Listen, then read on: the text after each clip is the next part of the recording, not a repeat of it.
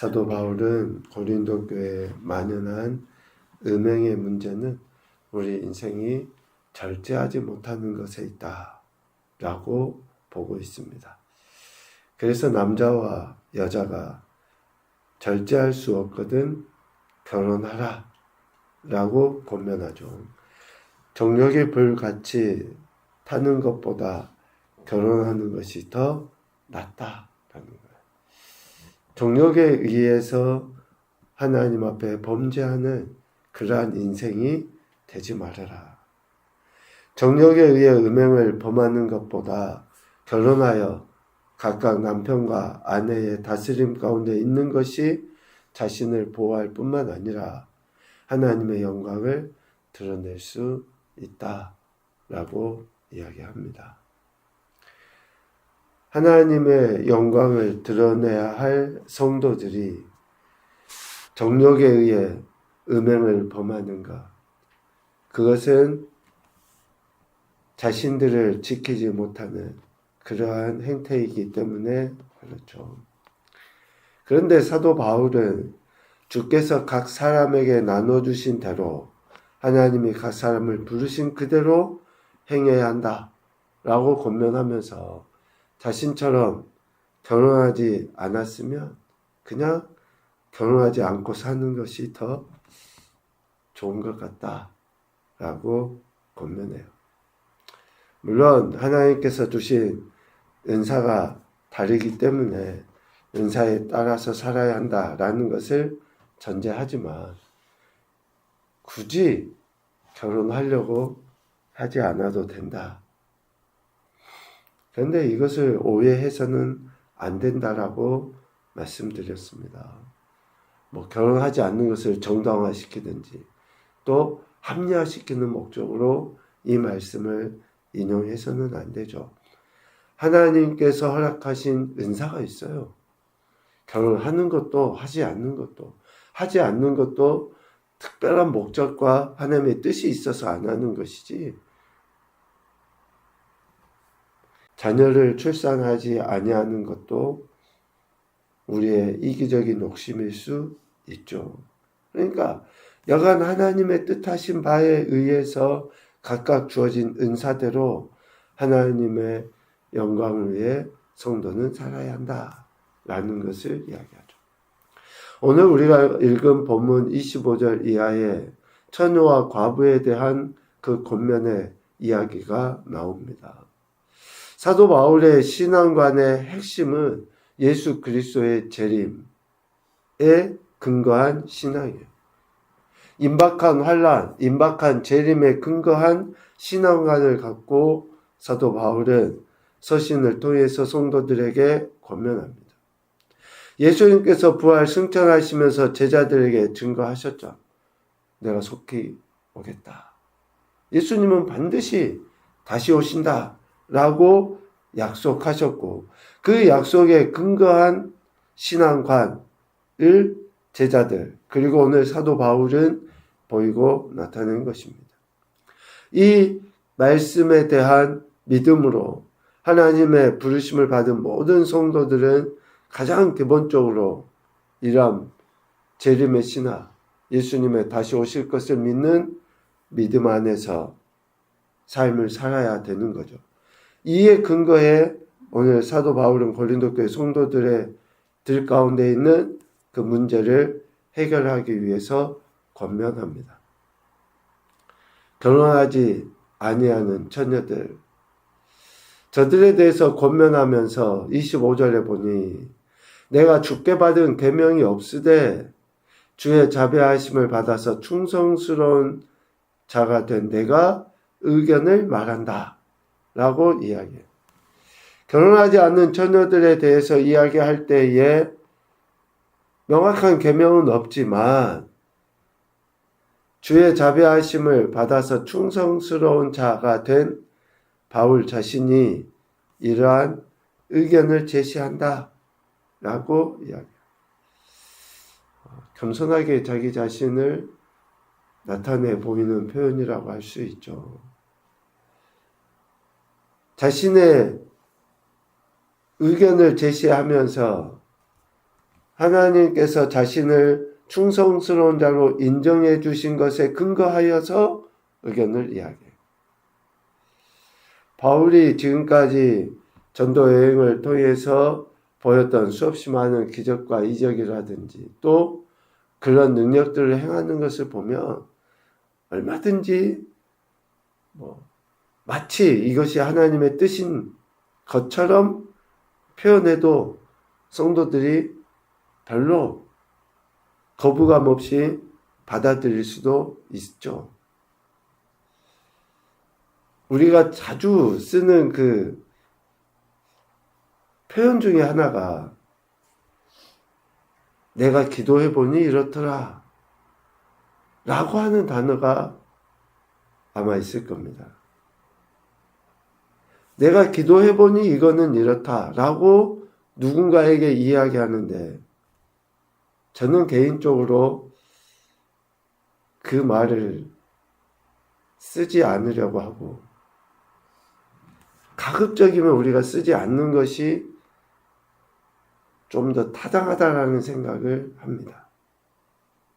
물론 기도하고 감동을 하나님이 주시기도 하죠. 꿈을 통해서도 보이시기도 하고 여러 가지 행태들을 통해서 하나님은 우리에게 하나님의 뜻을 보이시긴 하십니다. 그런데 내가 기도해 보니 라고 하는 그 표현의 의미 속에는 대단히 내가 어떠한 신령한 영적인 힘이 있는 것처럼 우리 자신을 드러내 보이기 위한 것이 깔려져 있는 게 아닌가 라는 생각을 많이 하게 됩니다. 오늘 바울이 자신이 예수 그리스도의 충성된 종으로 부름받은 것은 고린도 교회 성도들이나 아니면 다른 많은 이들이 인정할 수밖에 없는 그런 바울임에는 틀림이 없어요.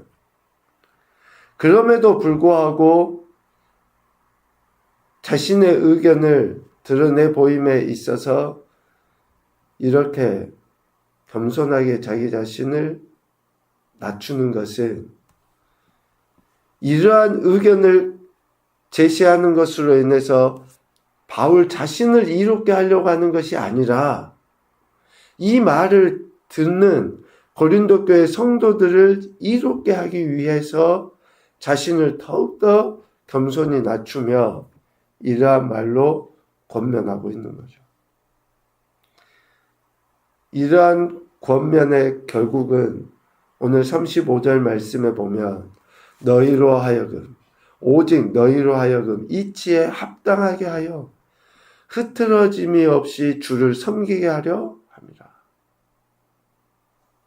그들로 인해서 바울의 어떤 의견을 통해 저들이 올바른 선택을 해서 바울을 추앙하고 높이는 데 마음을 쏟는 게 아니라 더더욱더 주님을 섬기고 더더욱더 주님을 높이는 앞서 이야기한 것처럼 내가 기도해 보니 이러이러하다 라고 우리가 이야기하면서 혹 그 일들이 좋은 결과로 나타나잖아요. 그러면 어떻습니까?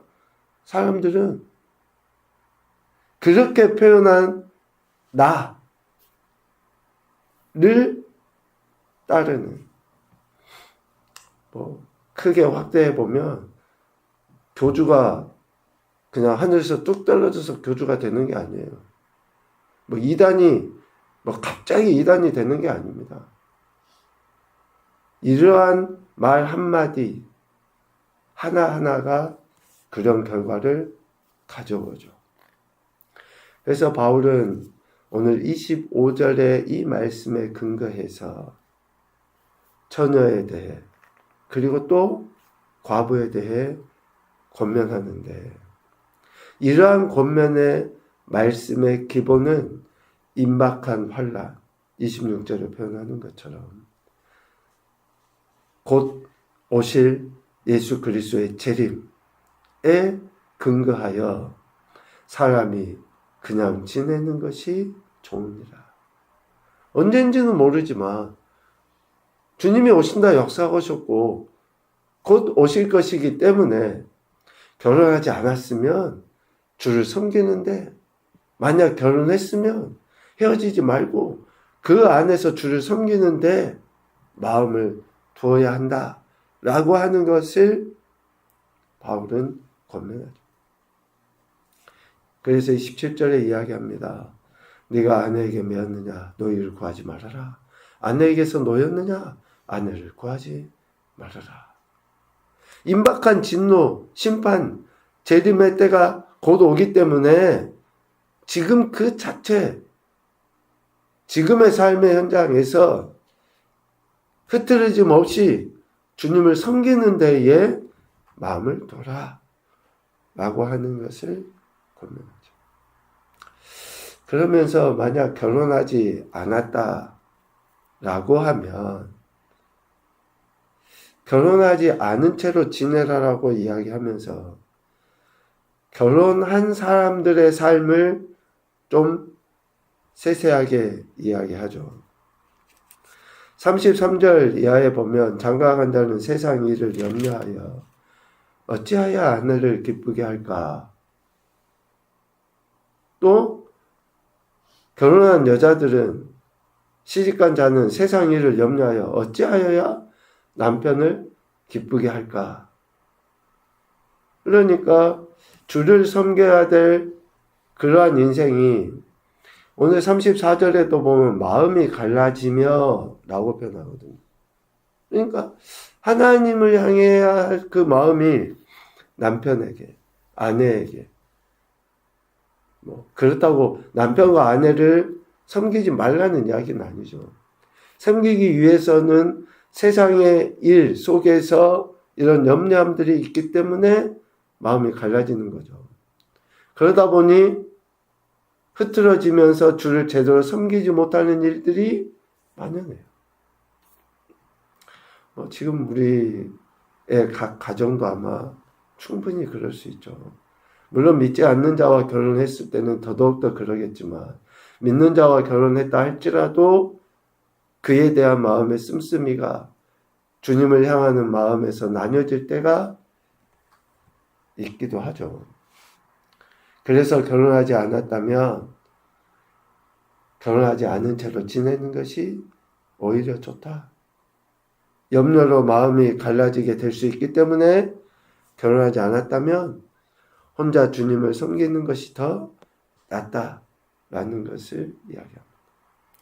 그리고 마지막으로 과부에 대한 권면의 이야기를 해요.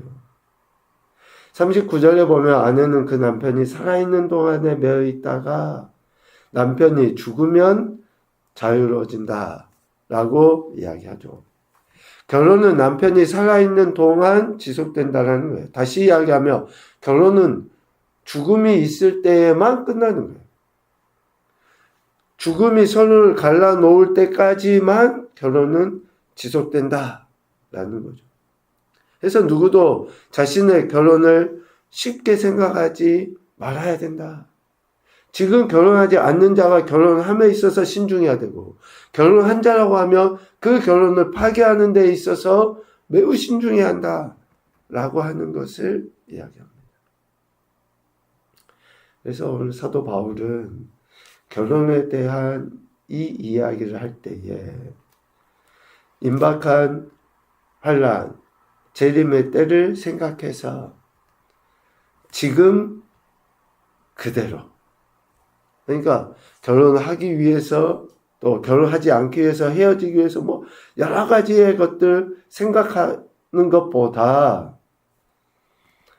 주님을 섬기기 위한 이치에 합당하게 하여 흐트러짐 없이 주님을 섬기는 데에 마음을 두어야 한다 라고 하는 것을 강조해서 이야기합니다. 그래서 오늘 40절에 보면 내 뜻에는 그냥 지내는 것이 더욱 복이 있겠다. 그냥 지내는 것이. 지금 주어진 자리에서 그렇게 주님을 섬기는 것이 더욱더 복이 있겠다라고 바울은 이야기합니다.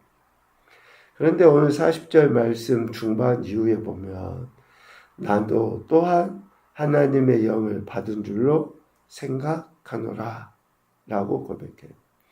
지금 이 후렴의 말씀을 바울이 한 것은 즉 하나님의 영을 받았다. 바울이 지금 자신이 그렇게 표현하잖아요. 성령의 감동에 의해서 이러한 말씀들을 권면한다. 그러니까 자신이 주께로부터 받은 계명은 없지만 25절 없지만 충성스러운 종으로서 즉 하나님의 영에 감동받은 자로서 이러한 권면으로 이야기한다 라고 매우 조심스럽게 이야기하고 있습니다. 우리의 신앙을 좀 되짚어 볼 필요가 있죠. 하나님의 은혜가 우리에게 있으면 소위 성령의 감동이 되면 마치 벼가 익으면 고개를 숙이는 것처럼 더더욱더 겸손해져야 되고 겸손해질 수밖에 없어요. 하나님의 신비를 알면 알수록 우리는 겸손해지게 돼 있고 신앙의 삶을 살아가면 살아갈수록 더더욱더 겸손해져서 우리로 인해 한 영혼이라도 주를 섬기게끔 인도해내는 그러한 삶을 살아가게 됩니다. 이것이 그리스도인의 참 모습이라는 것을 이야기해요. 오늘 바울은 고린도 교회에 만연해 있는 이 음란의 문제를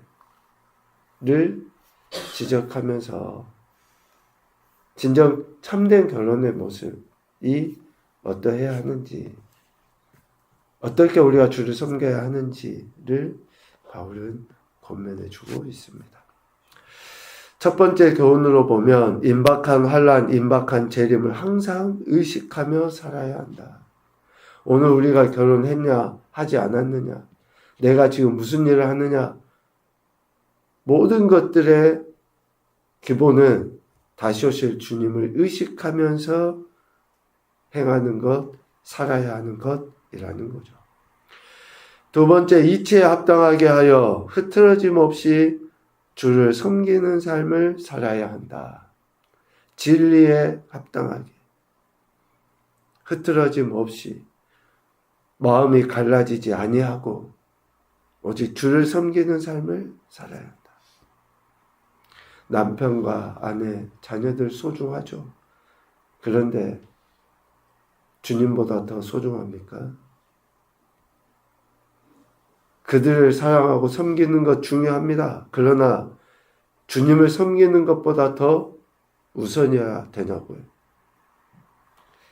세 번째, 하나님의 영을 받은 존재로서 이끄시는 뜻대로 순종하며 살아가자.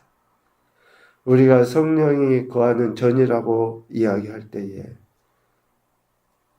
정말 성령님이 나를 온전히 지배하시고 내 삶을 그렇게 이끌어 가시도록 내어드리고 있는가 라는 것을 생각해야 하는 것이죠. 오늘 사도 바울의 성령에 감동된 그 겸손함이 올바른 삶의 태도뿐만 아니라 바른 권면을 통해 하나님을 섬기게끔 하는 그런 열매들로 나타나게 되는 것처럼 오늘 우리의 신앙과 삶 역시 겸손히 하나님 앞에서 또 하나님의 선하신 뜻을 많은 이들에게 드러내 보이는 것으로 나타나서 아버지의 영광을 밝히 드러내는 귀하고 복된 인생이 되시기를 주님의 이름으로 축복합니다. 아멘.